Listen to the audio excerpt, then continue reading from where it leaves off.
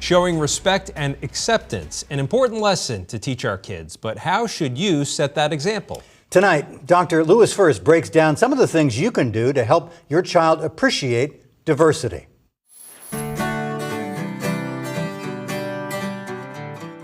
Parents have been anything but prejudicial in asking me recently what they can do to ensure their children grow up with an appreciation of diversity in others.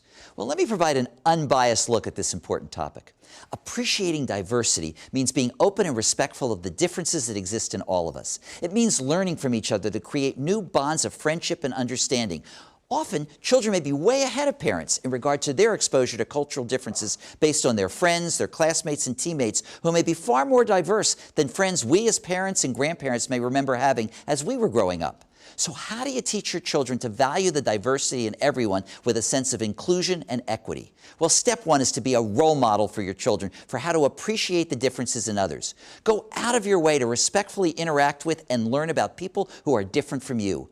Talk with your children about the fact that biases do exist, but also stress the importance of recognizing when those biases influence your child's preferred friends or activities. Ask your children how they would feel if they were excluded from a game because of how they looked or dressed. Be aware of how you talk about others different from yourself, since your kids are always listening. Select books, toys, music, and watch videos that celebrate cultural and racial differences, especially if your children don't regularly encounter people from backgrounds significantly different from their own. When biases or stereotypes are being demonstrated in a book, a movie, a song, or on TV, point out the problem with those biases rather than accept them as the norm. Point out the differences in each member of your own family, and then note that those differences are really a strength for each individual that together makes your family even more diverse, inclusive, and valued.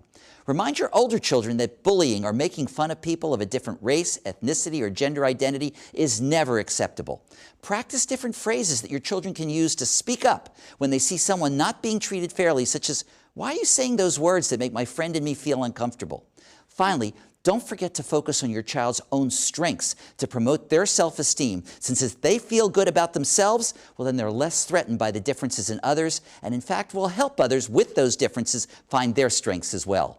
Hopefully, tips like these will bias you in the right direction when it comes to recognizing the important role that parents and grandparents can play in teaching children to appreciate and celebrate the diversity in all of us. This is pediatrician Dr. Louis First from the University of Vermont Children's Hospital, reminding you to always be first with your kids.